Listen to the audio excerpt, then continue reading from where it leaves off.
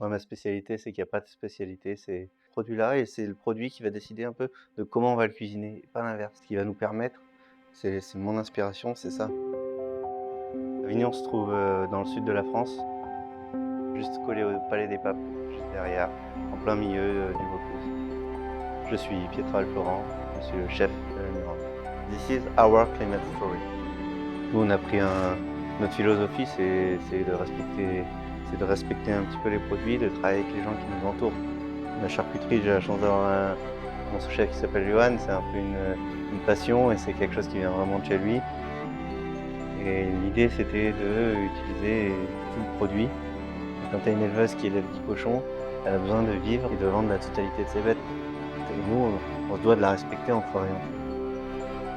Et donc on a pris la décision depuis maintenant plus de 5 ans, on travaille à la charcuterie. Et chacun, avec chaque producteur un petit peu, je grandis comme ça, et c'est magnifique parce qu'on a des choses bien spécifiques sur chaque produit et on réfléchit ensemble à comment le rendre encore plus incroyable et c'est que des élevages, dont je connais la provenance, que je suis allé visiter, je sais d'où ça vient. De fromage, le chèvre, c'est l'identité forte de notre région, c'était obligé de le mettre au menu, c'était important pour nous.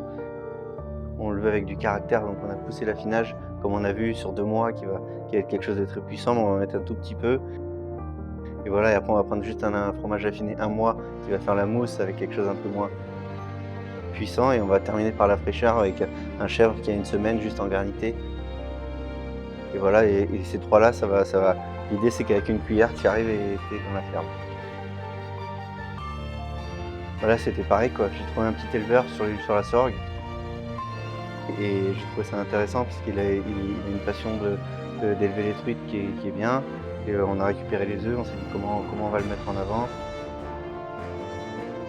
On est parti, on a goûté ça, je l'ai travaillé juste avec une légère fumaison et ça l'a rendu comme un petit apéro à prendre juste comme ça. Et ça crée quelque chose en bouche assez sympa. Et nous, on a toujours fait privilégier au restaurant de connaître les traçabilités, de connaître les gens avec qui on travaille.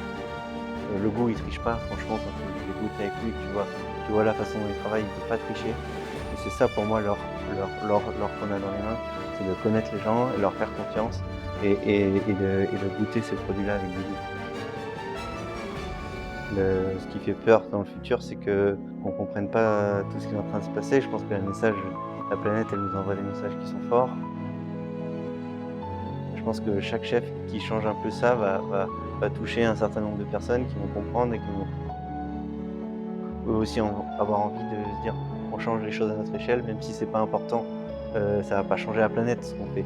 Mais par contre, au moins nous, on pourra se dire: «Là, on a changé ça». Et si chacun le fait, ben voilà, ça fera une petite boule de neige qui va grossir. This is our climate story. Perfect. Yay! Good job. job. Thank you.